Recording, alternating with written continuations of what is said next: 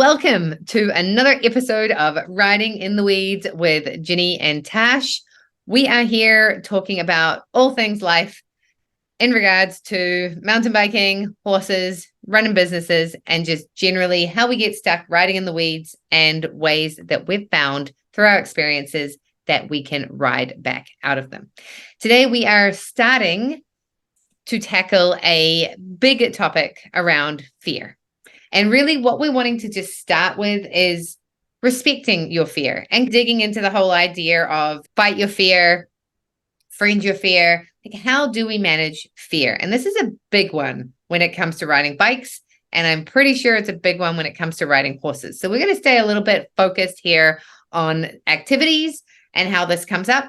And we're going to continue this conversation in future episodes as well. So, Ginny, fear.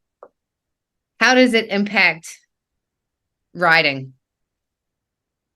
Well, so this is the interesting thing about dealing with horses is they are such big animals. It is easy to feel fear around them. I don't know how many people, when I comment, oh yeah, I ride horses, I have a horse, they're like, oh my gosh, I'm so afraid of them. The tricky part is though, is that horses, being prey animals in particular, can really sense our own emotions. And so when you are afraid, number one, the horse knows it. So they're always going to know when you're afraid. But the second piece of that puzzle is that where we get into trouble is not that we are afraid. It's that we're trying to suppress that we're afraid. So instead of being able to say, you know what, this is scary, or I am nervous being next to such a large, powerful, fast animal, or to say, you know what, I'm afraid to try and ride over this jump or ride out on a trail, whatever the case may be. Instead of saying that, most of what we try to do and what I think we've been conditioned to do in our culture is pretend we're not scared. The problem that comes in is with the horses is they can feel that mismatch. They feel that the face that we're putting on says, I'm not afraid, it's fine. When on the inside, we're a wreck and they know it. And it's actually that incongruent or inconsistent feeling that's the problem when you're working with horses. It's not that you are afraid. That is not a problem at all. Now, that doesn't mean that your fear can't potentially elicit fear in them or worry in them, but it's when we are inconsistent with the emotion that we are expressing versus what we're actually feeling on the inside that it becomes a problem. Yeah, I love that. I don't know if you've had this experience, but I feel like even though the bike is an inanimate object, it's the same thing. Like your bike can feel your fear. And when you have fear, you ride in such a way that the bike cannot do what it's supposed to do. And therefore it creates that exact same dynamic between you and your bicycle because you're holding on to it too tightly. You're riding the brakes and it doesn't allow it to move. And as soon as we can become friends with our fear and understand that fear is just there because our brains are wired to keep us safe. So if we are doing things that inherently can hurt us, our brain is going to say, hold up, this isn't a good idea. And fighting the fear and doing it anyway, I personally believe just doesn't exist as a concept.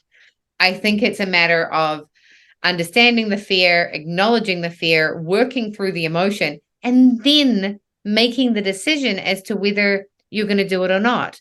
There's a lot of people that have the question of how do I move through trauma after I've had a crash, whether you've been thrown off a bike or thrown off a horse or had a horrific crash on your skis or your snowboard or whatever you're doing in life. When stuff goes wrong, you are now in the situation. And it's cool because once you're in the situation, you've had the experience. So now it's not an unknown fear. It's actually a known fear. And you can be like, well, yeah, I crashed and that really hurt. And I'm going to choose never to do that again. Or you can be like, that happened. That was outside of my control, or it was within my control and it still happened. How am I going to manage that next time? Because I don't want to not ever do that thing again. but I don't want to have this experience again. So now I've had the experience. Technically, I get to move through that experience. Yeah. You get to choose something different. I actually had a situation where I was working with a friend and we were doing some emotional coaching and some emotional support work with the horses because they're such great teachers for this work.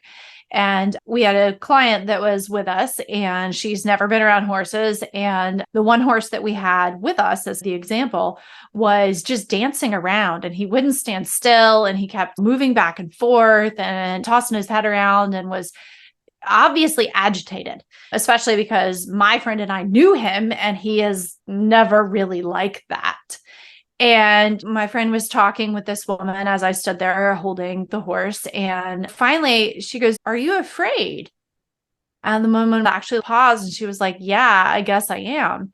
And as soon as she said that, the horse stopped and immediately just started eating and grazing. But it was the acknowledgement that there was actually something else going on that made the difference. That's what created the shift to allow a different energy to be able to move through. And of course, as soon as that happened, it released like all of the tension in the situation. So it was like everybody could breathe suddenly. And so it's the sheer fact of acknowledging that you are afraid that can shift the energy to get you somewhere different. But until you're willing to acknowledge that there is fear going on, you're not going to be able to work past that. So whether you say it out loud to yourself, whether you admit it to a friend or to a coach or to someone that's with you, but owning up to the fact that you're scared. It's fine. We all get scared of something. Anybody who tells you they've never been afraid or isn't afraid of anything is lying. They don't have a heartbeat. Sorry, not sorry. Yeah, right. They don't have a heartbeat at all. Yeah, sorry, not sorry for saying that, but it's true. Anyone who claims they're never afraid or nervous about something, yeah, they're totally lying. So the first step is to say, yeah, I am nervous. I am scared about this. I am scared about whatever it is. I'm afraid of this. Even if you're afraid of something happening, 9 times out of 10, when I'm afraid of something happening, it doesn't actually end up happening that way anyway. So I might as well acknowledge it and own it. And then I can begin working on tools, finding tools to be prepared for those situations. I can very easily say, I'm afraid of doing this on my horse, or I'm afraid of riding this way on my bike. And then it's like, okay, cool. Now we know what we need to work on and we can go get the tools. But until you own that fear, you're never going to get over those things. You're never going to be able to do those things. And that relates right back to our confidence piece that we've been talking about for the last couple of weeks, that you'll never get through to that confidence if you don't acknowledge that there is fear involved in the reason that you're making the decisions that you're making. Absolutely. I'll never forget the example that someone once gave me about a ski racer who had a horrific crash and came back from it, started racing again, and was asked by a journalist, like, how do you do that after exactly what could go wrong? And you almost lost your life. And the answer was, I stand up at the beginning of every race and I ask myself, is it worth it? Is the risk that I'm taking worth the potential reward, worth the experience that I'm going to go through? And if the answer is no, then I won't do it. But the answer is generally yes, because I get so much joy out of this experience that I'm willing to take that risk and do it anyway. And just by coming into that space of complete awareness of I am willing to take the risk of what I see could potentially happen, and I'm going to do it anyway. Or, you know what? I'm actually not up for that today. It's really interesting because when you ride a bike and you overcome something and there's a feature on the trail that you didn't do and now you do it, if you ride past it for any reason after you've done it, there's this background feeling of you might never do it again because, well, you did it and you've done it all the time, but then you choose not to do it one day. And so next time you do it, it's going to be harder to do it again. And there is a little bit of truth to that for sure. But I think that comes from not acknowledging the space that you're in and why you're making that decision. We have a trail that is 35 kilometers long, and the last 6 kilometers is a trail that we shuttle all the time. And I'm going to ride that last 6 kilometer trail completely different after riding 31 kilometers or 20 odd miles than I will ride it when I've been dropped off at the top and I'm fresh and clean. There's a completely different energy that's going to go into that experience because I'm either tired or I'm fresh. And I think being able to just acknowledge that means that you're not attaching anything to it. So you've actually got complete freedom of choice to do whatever you want to do, and it doesn't mean anything. And as you say, the confidence piece comes from the attachment. What are we attaching to the experience that then gives or takes away the confidence? Yeah. I feel like in our culture, it is so taboo to admit that you're afraid that frequently people don't acknowledge what they're scared of and how it impacts them. And I think that's a detriment to everybody. When you can't own how you're feeling about something, then it's not going to help you get through it. That's where the shame piece comes in, which this is something because I have struggled so much with fear issues with my horse, and to even a certain degree working through biking as an adult learner, because I've struggled with my confidence and being afraid of doing those things, especially when horses are super powerful and can hurt you legitimately. They can hurt you, not necessarily intentionally. I get really angry at people when they frown upon someone else for being afraid, or they make some reference to the fact that, oh, you shouldn't be afraid. Don't show your fear. No, you need to show your fear. You need to acknowledge that it's there because it's important. It's trying to show you something. And if you don't own that and don't look for that, then you can't find the tools to work through it. So I think the first step of fear is really looking for what it is so that you can go find the right tools.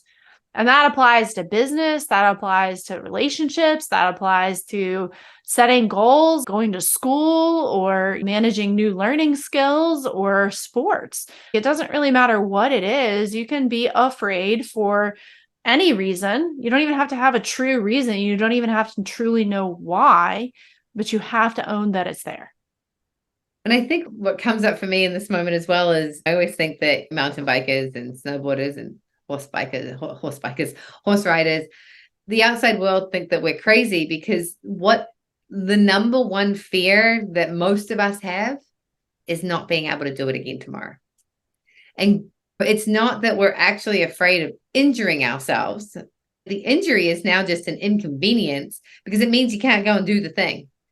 And so a lot of the fear comes actually from the kind of missing out on the thing that you love to do. What if I hurt myself and I can't ride my bike tomorrow? That's going to really suck. And once we start to acknowledge that the actual source of our fear is that we're going to miss out on the thing that we love, that actually makes it comical and a lot easier to deal with. At the end of the day, we like our body parts to be intact.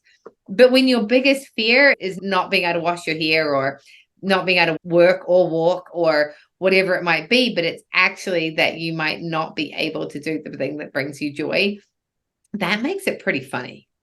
Okay, I love this thing, so I'm not going to do this thing because I'm afraid of not being able to do the thing. Now we can start to really actually laugh at it and start to have that conversation of that's how we get through it, is by really actually acknowledging where that fear is coming from. And at the end of the day, the fear generally has actually nothing to do with the thing you're afraid of. It's got its roots somewhere else. And you can be like, oh, I love this so much that I don't want to miss out on doing it. And as I say, in the case of I'm afraid of not being able to ride my bike, and I'm not going to ride my bike because I'm afraid of not like getting hurt and not being able to ride my bike. Now we're just having a circular, idiotic conversation. So let's start to be able to break this down. And now we've brought humor in. Now we've brought in that third perspective.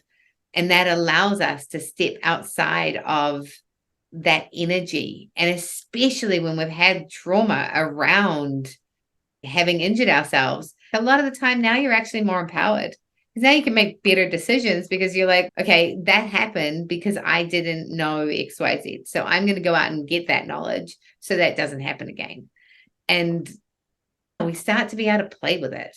And I think the how of respecting fear is being able to play with it, acknowledging the emotion, and then becoming friends with it. And there are so many times when your fear actually has a logical argument, and there are legitimate things to be afraid of. You sit down and you write them out and then figure out how you're going to work your way around them. Because, yeah, there's many situations in our life that legitimately, if we're a smart, intelligent human being, we should probably have some fear around it.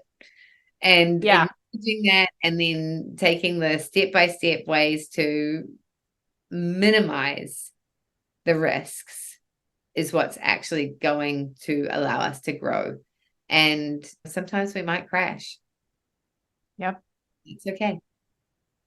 The next big investment that I'll be making for my riding is actually an air vest. So it attaches to the saddle and it has a little CO2 cartridge so that if you become separated from your saddle, it is an airbag. They make them for motorcycle riders, and there's probably some other sports that have something similar. The reviews on all of them say that the recovery time is massively lessened, and it protects all of your ribs, it protects your neck, which is where you're most likely to have the biggest injuries. And there are a number of reviews where people talk about being able to ride like 2 days later, whereas getting thrown off without it means week plus, if you're lucky, that it's only that long of not riding. And the thing I think we have to circle back around to is this is something we've mentioned both in the confidence piece, and it plays a part in so many of the other topics we've already talked about, is that window between your comfort zone and the edge of the disastrous level of fear. And the problem is you will never achieve anything else if you don't get into that space in the middle. You have to get comfortable with being uncomfortable in order to grow and learn and achieve new things. There is nothing that you haven't achieved that's not in that space. That is the only space in the world where you can achieve anything new. And that's what makes that conversation about being afraid that you can't do the thing funny, because if you stay with that fear, you'll never get into the uncomfortable zone. You'll never get out of your normal comfort zone. So therefore, you will never achieve anything new. So that's actually a very limiting space to be in. Yeah, sure, you might be able to take little baby rides. I might be able to take little 3-mile rides for the rest of my life. That's not what I really want to do. I want to be able to go places and see things. And so I've got to be able to get into that uncomfortable zone. The key is not blowing past the edge of my ability to cope with the discomfort into somewhere that I will be into very deep fear. When you're in the deep fear zone, you cross over into the sympathetic nervous system, you're not learning, you're not retaining skills, and therefore anything you do with that level of fear is not going to stick with you. So there's no point in being there. So you've got to figure out where that edge is and make sure you stay well on this side of it, usually, because the closer you get to it, the worse things get. You need to be able to stay well on this side of it, but yet still outside of your usual comfort zone so that you can expand. And sometimes that takes changing one little part of something. Sometimes that takes knowing this is something I'm better at, so I can tweak this and gain more experience and more ground. We were able to go to Assateague Island and ride 7 miles on a flat trail, which is way longer than we'd ridden out before, whereas 3 miles on a very hilly trail was challenging. So we changed some of the variables in that situation in order to expand the comfort zone. So now I know we can do 7.5. So the next goal is to go back and do a hillier trail longer and see what the experience is with that and expand the comfort zone again. So sometimes you get more control over those things than you have at other times. Sometimes we don't get a choice. And occasionally you blow through into that really big fear zone, and you're just going to have to come back and rework through some of those other steps because your comfort zone will have actually shrank at that point. And there's nothing wrong with that. That happens to all of us at various points in our lives. You can have accidents, you can have trauma, you can have other experiences that just disrupt things for you. But learning to respect that fear because, oh, yesterday I did it, but today I'm afraid of it. Well, I should do it anyway. That's not going to help you want to do it again later, the next day or the next week. Your whole nervous system is just going to retract from that. And when you're dealing with the horses and even with other pets, those kinds of things can create sticky situations because our pets all know how we feel about that. So when you encounter another dog on your walk with your dog and your dog starts to react or that dog is reacting, your dog knows when you're afraid. And that can change the dynamic of the experience. And at that point, it's important to go get training together to learn to manage those situations so that you can trust your dog, you can trust you, and you know you have the skills to cope with the situation. So sometimes it's about going and getting coaching of whatever kind. And sometimes it's about doing something long enough that you do work through some of it without blowing way past that comfort zone. You totally touched on so many different things there.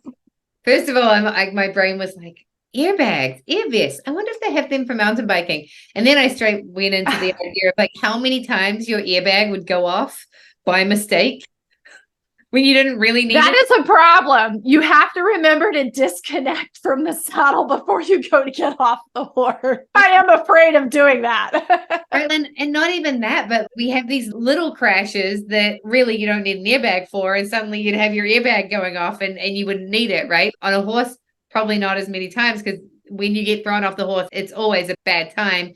Quite often you get thrown off the bike or you get bumped off the bike and it would disconnect and you'd still be standing there and suddenly you've got this airbag. So possibly amazing concept, but possibly needs to be refined if it's going to be worked for a bike. And then also the idea of the body armor. I used to take these bike rides and we'd have 12 girls show up and half of them would be literally like body armor, head to toe, full face helmets and like all of the things. And the other half would be in like Lululemon shorts and a tank top. And they're both looking at each other, having the exact same thought, which is, wow, you must be really good. Because the people that are covered in armor from head to toe are so scared that they've gone out and they've bought themselves a whole bunch of confidence. At least if I fall, I'm not going to die. And the girls that are wearing their Lululemons, they don't actually know enough to be that afraid. Yeah, so they're looking at the other girls going, man, you must be really good. Whatever you're going to do must be hardcore because you're like completely ready to go. And it used to just crack me up because they were both having the exact same thought. If you're heavily armored, you look at someone that has no armor and you think, wow, they've got a lot of confidence. They must be really good. And if you're not armored, you're looking at someone with armor going, wow, they must be like really good. They're going to do something super gnarly because they've got all this armor on. And so it's different ways that we perceive things, right? And then not to go into this at all, but limits. And so often we actually don't know where our limits are. So as you're saying, pushing to those edges so we can find them, I think is just absolutely so key. Because once we know where our limits are, we can start to push them safely. And it's when we don't know where our limits are, we either stay way too far within them or we start to blow outside of them. And then we create trauma. And as adults, we have had a lot of moments in our lives where we've had a lot of trauma. So we're like, everything we do, we're generally having to move through some various form of trauma. But if we don't go out and find where those limits are, then as you said, we're not ever going to grow. We're not ever going to move forward and nothing happens within your comfort zone. You're always having to take some sort of risk that is going to move through. To really sum this up, one of our Canadian astronauts, Chris, whose name I forget the last part of, he said so famously that people often wonder, like, he's afraid of heights. People are like, how do you become an astronaut if you're afraid of heights? It's ridiculous. He's like, any human being that stands up knows that falling from that height is going to suck. We should all have a comfortable relationship with the fear of heights because at any point in time we keel over, it's a long way down. And then he said, but if you're going to go for a bike ride, you just mitigate the risk. You take the right equipment for what you're wanting to do. So if you're going to go and cycle around on the road, then you have a bike that's good for that. But you're not going to take that bike and go out and ride it down a mountain because you're not going to be safe. So if you see the risks and then you figure out a way to mitigate the risks, anyone that's gone from not wearing high heel shoes, like you see little girls that like put on their mom's high heel shoes, they don't have a respected fear of heights because they've just put on a pair of shoes and they can fall off really easily. And as grown adults, if we don't wear high heels, we look at people that walk around on stilettos and we think they're crazy, because if we tried to do that, we'd topple over. And we're definitely not going to take our high heels and go for a mountain bike ride. So it's just having the right equipment and knowing how to work the right equipment is so very important to managing all of these pieces. At the end of the day, how we deal with fear is we make friends with it. We know our limits. We push our boundaries. We don't blow them up and create more trauma than is absolutely needed. If you don't do the thing, you generally won't find the questions on the other side that allow you to get better at doing the thing. As soon as you push a limit, everything gets all messed up and all squirrely, and you have a whole lot of new questions, and then you get to go out and find the answers to them. I think in just sitting here that I could safely say that my biggest regrets in life probably all boil down to not pushing my own comfort zone faster in most situations. That if I had made changes, if I had gone out and worked my horse more, if I had done more things in my business, if I had tried more things on my bike, that I would be in a different place and I'd be fine. But the regret is mostly related to not pushing my own comfort zone hard enough, soon enough in situations. And that's really the key to getting through the fear, is you have to be willing to push on it enough. You have to know it's there and acknowledge it, own it, and then be willing to push it in safe, manageable ways for yourself so that your comfort zone gets bigger. I love that. So with that, I'm going to say, I'm Natasha Lockey. I have an Instagram account. It's called Betty Go Hard.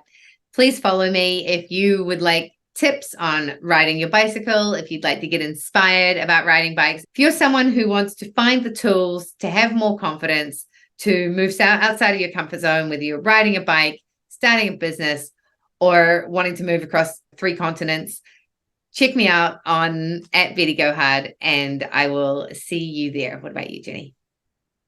Yeah, I'm Ginny Branden. I'm an animal communicator and energy healer for animals and their people too. And I help support pet owners with their pet relationships, behavior challenges, health challenges, and helping you get back to more harmony with your pets. So you can find me on the web at soulpetconnections.com and on Facebook, Instagram, and YouTube at the same handle. Thank you so much for joining us on Riding in the Weeds. We hope you have enjoyed this episode. Please like, comment, and subscribe, and let us know if you would like to hear anything in future topics. We'd love to hear from you. So hit us up. You can find us on the web at ridingintheweeds.com and on all major platforms and YouTube. Awesome. Enjoy your day. Thanks for listening.